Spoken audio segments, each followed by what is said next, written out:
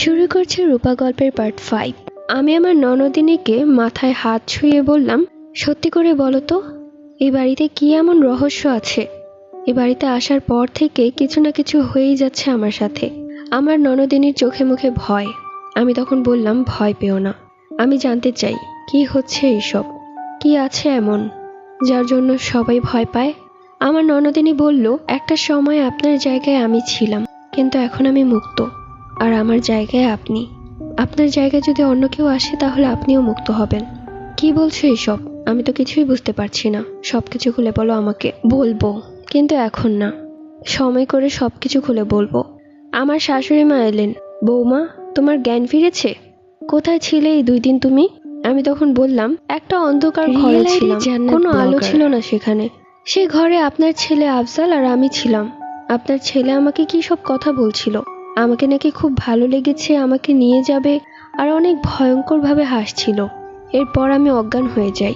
যখন চোখ খুলে তাকালাম তখন আমি এখানে, আর শুনতে পেলাম আমি নাকি 2 দিন ধরে নিখোঁজ ছিলাম।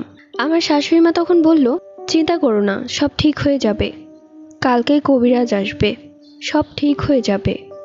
এরপর তিনি আমার ননদিনীকে চোখে কি যেন একটা ইশারা দিলেন। তারপর তিনি চলে গেলেন।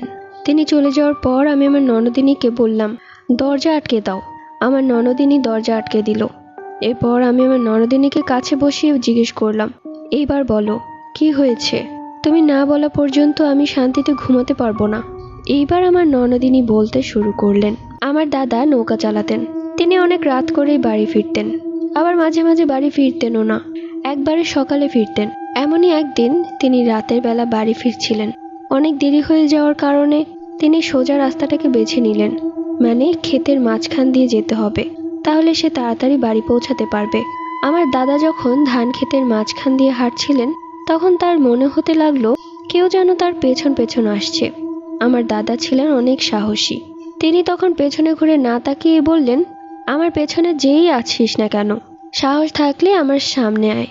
তখন পেছন থেকে একটা কর্কশ কণ্ঠে বলে উঠল, আমি যদি তোর সামনে আসি আর আমাকে দেখে যদি তুই ভয় পাস তাহলে আজকেই তোকে মেরে ফেলবো, আর যদি ভয় না পাস তাহলে আমি তোর সাথে সারা জীবনের জন্য থেকে যাব। আমার দাদা তখন রাজি হয়ে গেল। সাথে সাথে তার সামনে ভয়ানক রূপ ধারণ করে হাজির হলো একজন জিন। সে দেখতে খুব ভয়ানক ছিল। আমার দাদা ভেতরে ভেতরে খুব ভয় পেয়েছিলেন, কিন্তু একটা কথা তার মাথায় ছিল, জিনটা বলেছে ভয় পেলে মেরে ফেলবে।